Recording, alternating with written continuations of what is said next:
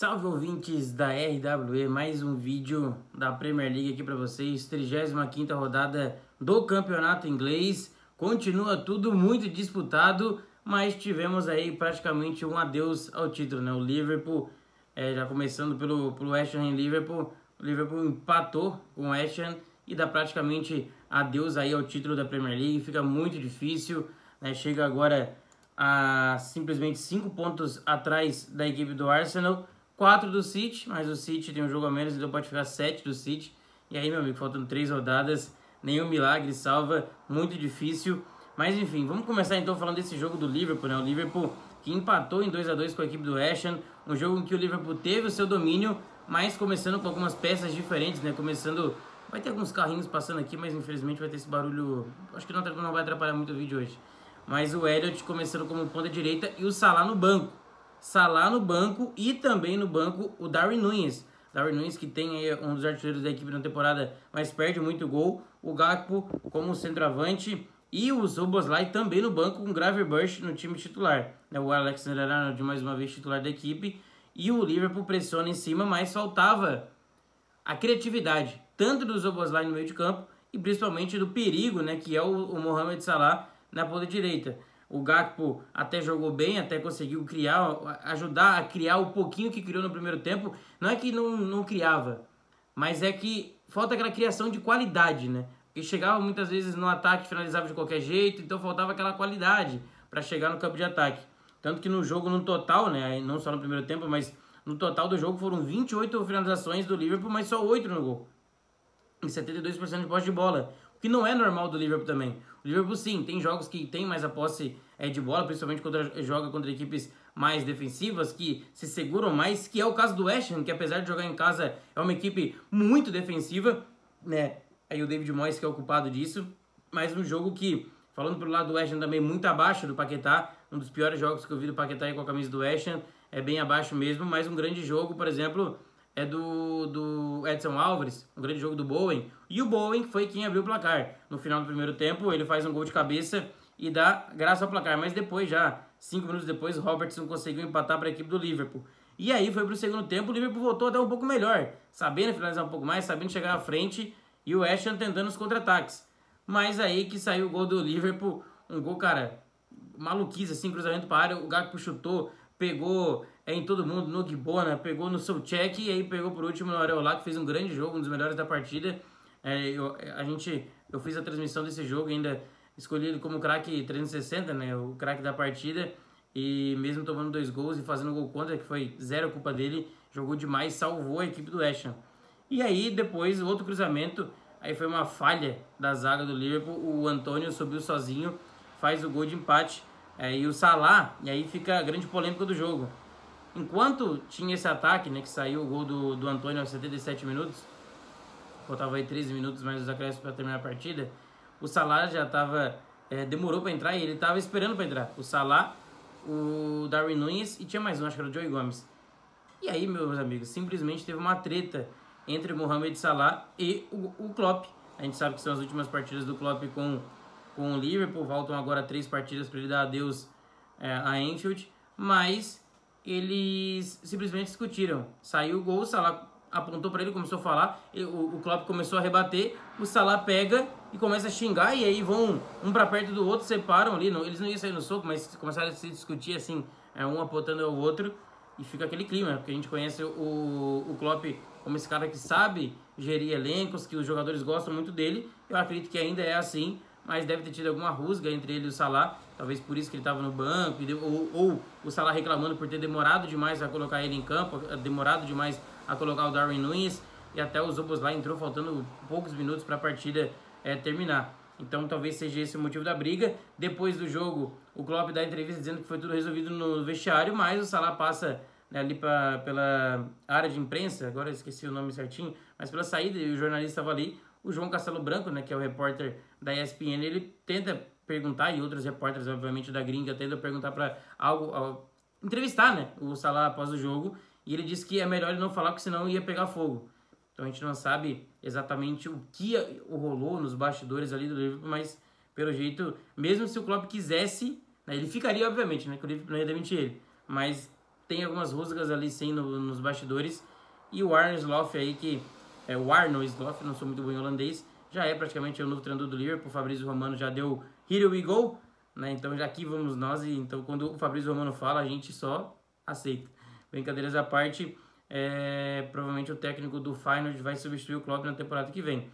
E aí, falando do próximo jogo, que aconteceu hoje, né? Eu tô gravando no domingo, talvez esse vídeo saia na terça de manhã, mas teve simplesmente o derby de Londres e o Arsenal venceu mais uma.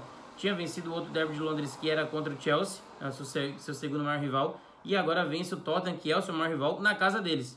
Né? Vence na casa do Tottenham 3-2, um jogo que deu mais sustos do que precisava para a equipe do Arsenal, que é a atual líder da Premier League, né? Um ponto na frente do City, mas com um jogo a mais.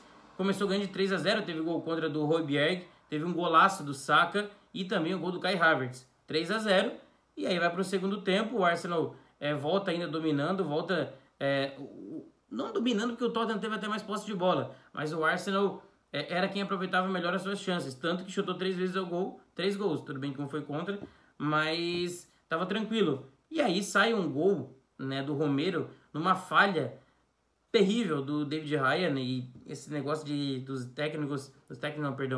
dos goleiros do Arsenal é um discurso que vai rendendo, né?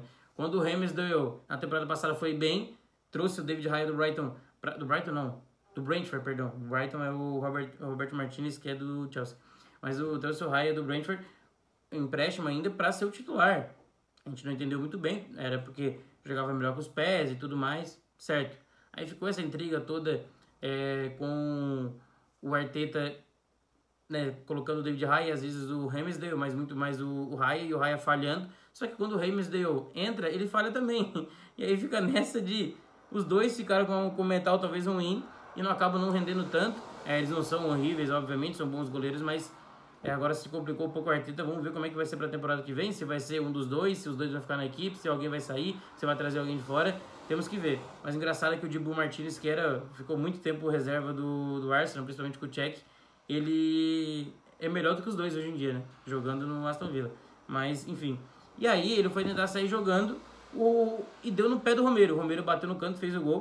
O Romero que foi bem na partida, apesar de ter sofrido 3 gols. E aí vai pro final do jogo. O Tottenham até gosta um pouco mais da partida. Tem um pênalti. E o Son bate, faz o 3-2. Pressiona no fim e tudo mais. Mas acaba que o Tottenham perde em casa e o Arsenal vence mais uma. Passou mais sufoco do que deveria? Sim, mas vence. Esse era o importante. Né? Continua na liderança, tudo bem, que é uma partida a mais do que o City, mas fez o seu dever. Vence e agora torce, obviamente, por um tropeço do City nas próximas rodadas para conseguir permanecer como líder da Premier League. Tropeço esse que não veio hoje. O City jogou a última partida da rodada hoje contra a equipe do Nottingham Forest, não jogou bem. Venceu por 2-0, mas não convenceu. Mas também, para quem quer ser campeão, também tem que saber fazer isso, né? Às vezes o City convence demais e vence, goleada e tudo mais, mas tem dias que não vai jogar tão bem, e não é só o demérito do City. O Nottingham Forest foi bem hoje, desde a chegada do Nuno Espírito Santo deu uma melhora no time, né? Agora deu uma decaída nos últimos jogos, mas hoje jogou bem contra o City, perdeu, mas a gente sabe que perde porque é o City do outro lado, então tem muita qualidade individual e acaba sendo difícil para uma equipe menor vencer e tudo mais. O City não conseguia criar o seu jogo por baixo, né? Na posse de bola e tudo mais. O Nottingham Forest defendia muito bem e era muito bom nos contra-ataques, tanto com o Ainá pela esquerda, quanto com o Neco Williams pela direita. Ele até se lesiona e depois entra outro jogador no lugar dele, agora não me recordo. Vou até dar uma olhadinha aqui quem entrou no lugar dele. Saiu o Nico Williams para a entrada do Montiel. O Montiel que também foi bem na partida. O Elanga, pelo lado direito, também duplicava e ia bem. O Hudson-Odoi, um time que sabia muito bem o que fazer. O Boly na defesa, indo muito bem contra a equipe do City. E o City não criava por baixo. Aí, numa cobrança de escanteio, vacila a marcação do Nottingham Forest e o Gvardiol faz o 1-0.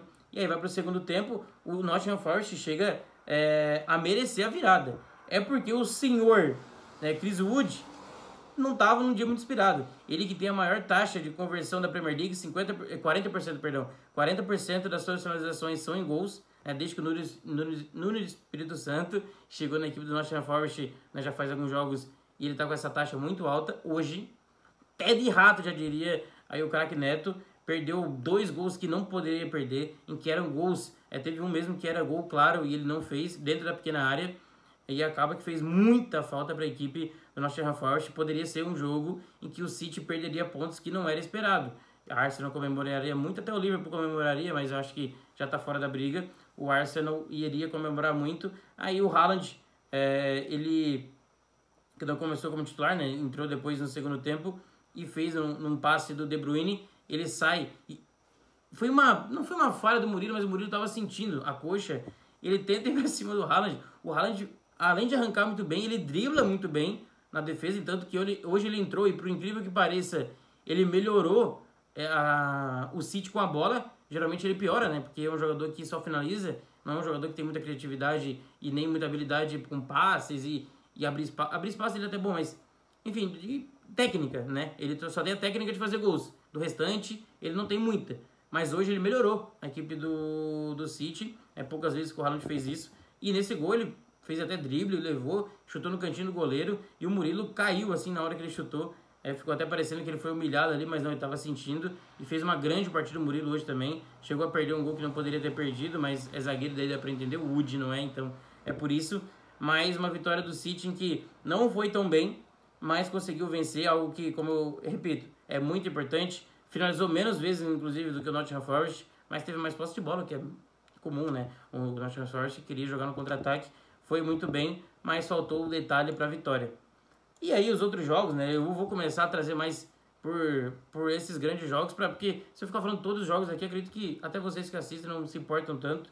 Né? O Wolverhampton venceu mais uma, o Luton Town perdeu mais uma, 2-1 com o gol do Hwang Hee-chan, do Totti Gomes e foi do Carl Morris, da equipe do Luton Town. O Wolverhampton que chega à 11ª colocação, está com 46 pontos, vencendo as próximas pode até brigar para ficar na parte de cima da tabela. E o Luton Town, 25 pontos na zona de rebaixamento, vai brigar o Nottingham Forest e o Luton Town e o Burnley também, os três ali por 2 vagas na Championship. Brigar contra essa vaga, né? Não a favor. Mas o Sheffield já está rebaixado e o Nottingham Forest, Luton Town e Burnley estão se estapeando ali para conseguir se safar da segunda divisão. Tivemos também empate entre Aston Villa e Chelsea, 2-2. O Cucurella aí, mais uma partida ruim dele, fez o gol contra. Mas o Aston Villa tropeça dentro de casa, porque querendo ou não, o Chelsea, incrivelmente, né? Tropeça o Aston Villa contra o Chelsea. Geralmente é ao contrário, mas a situação do Chelsea não é tão boa, mas porém jogou melhor hoje. Talvez tenha até merecido a vitória, teve mais chutes, teve mais posse de bola. O Aston Villa não conseguiu ser tão dominante, mas o Aston Villa com esse empate chega a 67 pontos e agora depende só de si para permanecer dentro da vaga que vai para a Champions League. Está em quarto colocado, 67, e o Tottenham, né, que eu falei que perdeu aí para o Arsenal, está com 60. 2 jogos a menos do Tottenham. Se vencer as duas, 66. Então o Aston Villa depende só de si para se classificar para a Champions League, que seria muito legal de ver na próxima temporada. Também gosto muito do Tottenham, mas o Aston Villa aí tem jogadores, Douglas Luiz, tudo mais. Eu sou Vasco aqui no Brasil, então o Douglas Luiz tem aquele carinho especial. Pode ser que se classifique para a Champions League e merece o grande trabalho do Unai Emery. E o Pochettino tá meio assim. O Chelsea, 9º colocado, com 2 jogos a menos também. Se vencer, pode até chegar 7º, 6º colocado, mas empatou com o Aston Villa. Tivemos também o jogo entre Manchester United e Burnley. E Manchester United, né? Tivemos o Antony fazendo gol depois de mais de um ano sem fazer gol pela Premier League. Ele fez muitas finalizações do Manchester United nessa partida. Também deixou converter muito. Poderia ter matado o jogo antes. O Antony chega, né, fazer o gol. Já era para o final do segundo tempo, 79 minutos. Mas tem um pênalti depois em que o Onaná faz um pênalti nada a ver. Ele sai totalmente perdido, dá um soco no jogador do Burnley, obviamente que sem querer, né, para tentar pegar a bola, mas totalmente fora de tempo. Dá um pênalti e eles empatam. Então o Burnley, com esse empate, como eu falei, chega a 24 pontos. Se ele tivesse 23, cara, cada ponto pro final dessa Premier League agora faz muita diferença, tanto lá em cima quanto na briga lá embaixo. Esse ponto é muito importante pro Burnley. Já pro Manchester United chega a 54, praticamente dá adeus aí de chegar entre os 5. Vai ter que sustentar para ficar entre os 6 para ir para a Conference League. É um empate muito amargo para o Manchester United contra o Burnley em casa. Ten Hag, eu acho que o Ten Hag vai sumir. Inclusive, falando em Ten Hag, até falando também do Arne Slot no Liverpool, vai sair um vídeo, eu tô falando isso no domingo, vai sair na segunda-feira, às 7h30 da noite. Esse vídeo talvez saia na segunda ou na terça de manhã.